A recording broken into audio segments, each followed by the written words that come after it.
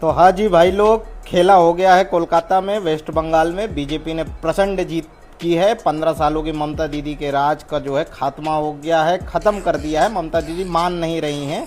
अब आप एक चीज़ कहेंगे कि भाई साहब मोदी जी जीत गए हैं, ये तो जीतना ही था, इतने लाख सैनिक भेज दिए थे। कहने वाले बहुत कुछ कहेंगे, है ना, कि मोदी जी, गृह मंत्री अमित शाह जो है वहाँ जाके अपना बोरिया बिस्तर डाल लिए थे।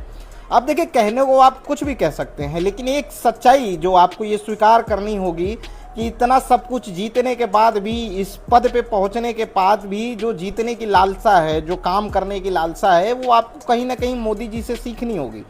ये जो जीत आपको बंगाल में दिख रही है बीजेपी की, ये कोई आज की या 1 साल पुरानी नहीं है। 12 साल 15 साल पहले से बीजेपी इस जीत की तैयारी कर रही है। पिछले 2-2.5 सालों से लगातार उनके जो बूथ लेवल के कार्यकर्ता हैं वो बंगाल में, वेस्ट बंगाल में हर जगह घूम रहे हैं, चीज़ें ला रहे हैं, कमियां ढूंढ रहे हैं वहाँ के जो करंट विधायक हैं या जो विरोधी पार्टी हैं उनके लिए।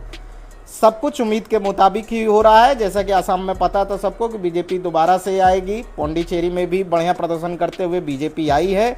उलटफेर जो हुआ है वो हुआ है तमिलनाडु में। टीवीके प्लस यानी जो विजय सेतु वाली नई पार्टी थी, उसने बढ़िया उलटफेर किया है भाई साहब। अब देखने वाली बात होगी जैसे जैसे समय बीतता है कि क्या रिजल्ट रहता है, लेकिन बढ़िया प्रदर्शन किया है विजय सेतुपति वाली जो पार्टी है टीवीके ने।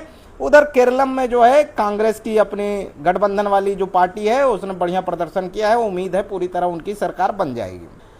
तो वापस आते हैं बंगाल पे, बीजेपी पे। 15 साल से ममता दीदी जो एक छत्र राज कर रही थी बंगाल में, जो सोच रही थी कि उनका राज कभी खत्म ही नहीं होगा, उसको भी आखिरकार मोदी जी ने ढहा दिया है। और ये जरूरी था मोदी जी के लिए। मान लीजिए, मैं तो मान के चलता हूँ मोदी जी का ये लास्ट टर्म हो सकता है, तो मोदी जी का एक सपना था कि एटलीस्ट नॉर्थ में, नॉर्थ ईस्ट में ऐसी कोई जगह ना बचे जहाँ पे बीजेपी की सरकार ना हो। साउथ में तो नहीं कर पा रहे ना भाई, नहीं पहुँच सकते वहाँ तक। तो बंगाल एक था। अब आप सोचिए कि दिल्ली से चलिए, आप दिल्ली से क्यों, राजस्थान एमपी दिल्ली होते हुए आप यूपी बिहार और बंगाल तक पहुँच जाइए, एक लाइन से बीजेपी की सरकार है। खैर, आपकी क्या राय है? अपनी राय हमें कमेंट बॉक्स में ज़रूर बताएं। जय हिंद, जय भारत।